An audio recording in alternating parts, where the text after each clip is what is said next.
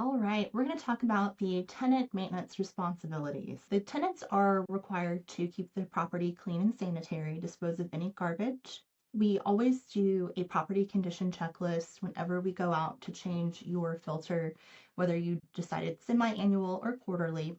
We're going to change that, and then we're also going to do a property condition checklist where we say, okay, the inside is considered either great, good, moderate, or poor condition. Same thing for outside, front and back. We're going to do all throughout the property.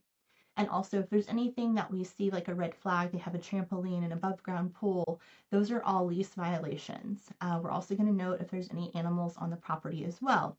So when we get that report back, we're going to double check it with our system and see if anything looks out of place. And then we'll handle that with the tenant if it's a violation. And we always require a date and time stamped photo of any issue that we are bringing to their attention that must be addressed. So we'll give a timeline to them and they must get that remedied within the timeline that we give. All right, going on down.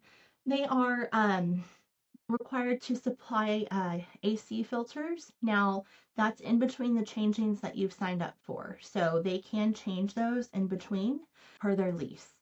They're also required to replace any burnt out light bulbs, fluorescent tubes, batteries, garage door openers, ceiling fan remotes, and other devices that came with the property.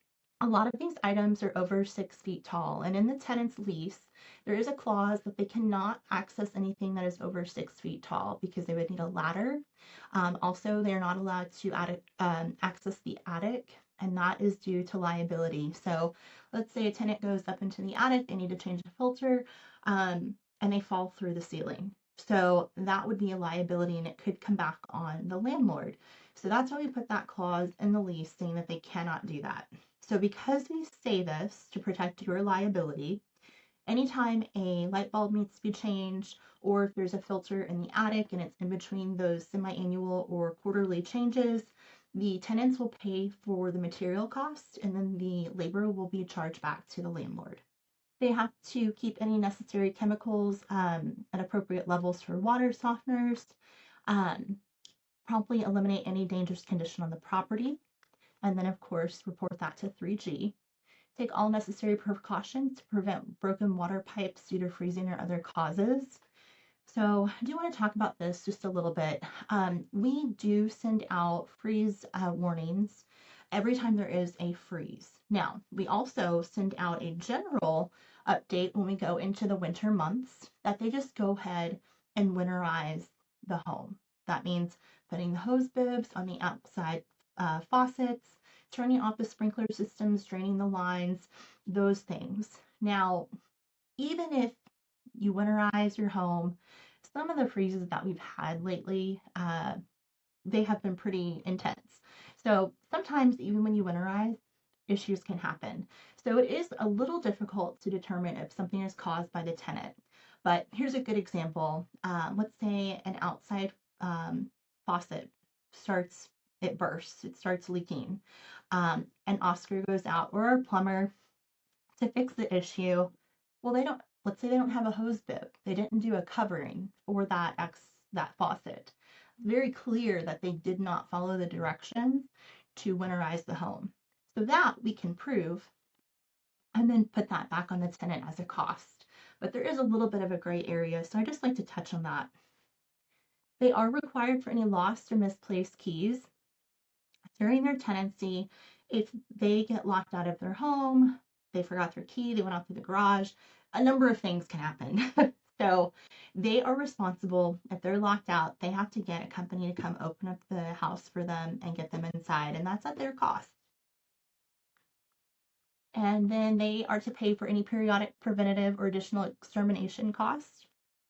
Now, if a tenant just moved into a property and let's say it's their first month, they report there's ants or maybe there's some wasp's nest very easily. Sometimes these things can be missed on a move-in report. If it's within that first month, we will do a one-time extermination service. That will be a charge back to the landlord. But let's say it's 3 months in and there's some issues coming up. Well, that is most likely due to however you're keeping the property, or let's say the neighbors, they keep their trash cans out, something like that, that can cause rodents, things coming in. That would be a tenant expense. Now, let's say a rodent gets inside, let's just say like a raccoon, okay? And it gets inside of one of the eaves. There's a hole in the eave of the house. Anything that has to do with the structure that is causing something to get inside of the house, that would be a landlord expense because that has to do with the structure of the home. That would not fall back on the tenant. So there's a couple different scenarios where it could be a landlord expense, but our maintenance department will determine what that is, and then we'll let you know any additional details. All right, we asked them to remove any standing water. There's just different situations where something can happen. So if that's causing an issue that is impeding on the home, then they need to report that immediately to 3G, but they also need to do it in their best interest, in their best way possible to eliminate that issue so that it doesn't cause further problems. All right, and then they need to know the location of the main water shutoff valve. Also, all electric breakers and how to switch the valve and breakers off. That is so if something happens, a pipe bursts, they can turn off that water to mitigate any further damage. The tenants have a responsibility and an obligation to understand how the home works so that if an issue comes up, they can help minimize damages. All right, we also asked them to water the foundation of the property at reasonable and appropriate times. So during the spring and summer, we asked them to at least water 2 times a week. Now, it's set to 2 times because there's always city regulation with water, especially during the summer times when we're in a drought. Also, if your property has a sprinkler system, whenever the springtime comes, we ask all tenants to turn on their sprinkler system so that we know that the yard is getting proper water care. Also, that allows us to know, and they can report if there's any issues when they turn those sprinklers on in the springtime. But we do want to make sure that they are getting that grass watered. Also, that's the other benefit of having our quarterly and semi-annual filter changes because these kinds of things can get noted on the property condition report and then reported back to our office if the tenants are not taking care of their duties. All right. They also need to supply and change water filtration systems. That can also be refrigerator water filters. Now I know some landlords provide refrigerators, washers, dryers. Tenants are responsible to change those filters. Now let's say one of those appliances does break and it either needs to be repaired or removed from the property. We put in all of our leases that these items are provided, but they're not warranted if they fail. All right. We will always bring it to your attention that a washer, dryer, or refrigerator has an issue. And at that time, you can decide, hey, I want to go ahead and repair it so that we can keep this with the property.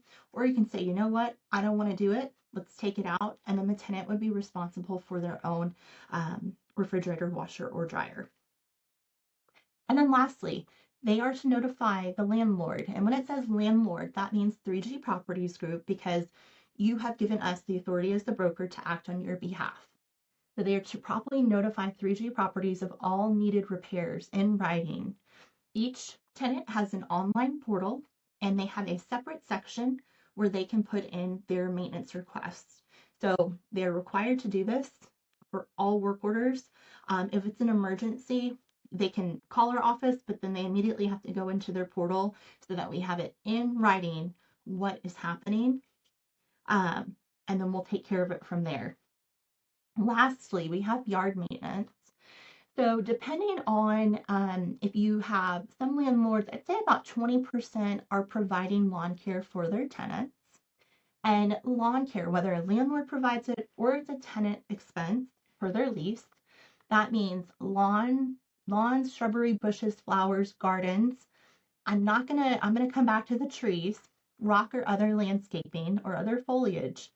Those are all the responsibilities under yard maintenance. Now, going back to trees. So trees, they grow over a very long period of time. So we cannot ask a tenant to have a tree trimmed that is, say, encroaching on a two-story home, um, that's, touching the roof, even if it's a one-story, because it took several years for that tree to get to that point. So we can't have it be the responsibility of a tenant for the past many years. So this would be a landlord expense. Now, if this tree is like a small kind of shrub tree, then that is something that a tenant would be responsible for if it's under that 6 feet, the 6 feet rule. Okay. All right. So any other maintenance besides what is listed here, we would get the work order in. If it's not a tenant responsibility, we would evaluate it, and we're going to see, is this something that's just cosmetic? Is this something that is a valid concern? Maybe the garbage disposal has stopped working. I'm just going to give a good example of that. Garbage disposal stops working. Over time, these things can happen. But what's going to happen, we'll send our vendor, they're going to assess it. They're going to say, okay, this is failing just due to normal wear and tear. Or was it a tenant caused issue? Maybe they see a piece of glass or something that fell down into that garbage disposal. Well, that's going to be a tenant charge. So these are all things that we're going to evaluate when we get a work order coming in.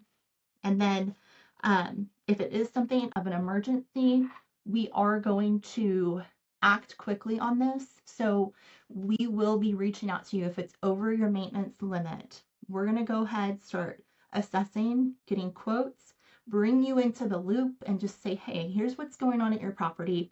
You can expect additional information in the coming hours, but we want to act quickly whenever it is a major plumbing leak, no AC, no heat, no hot water. Those are the big things that come up that we do need an immediate interaction and conversation about. So our maintenance department will assess, they'll contact you, and then we'll get a game plan and quotes for the situation and go from there. So I hope this helps see what tenant responsibilities are, what you could be responsible for, what emergencies are, and how we facilitate that here on the back end. Thank you.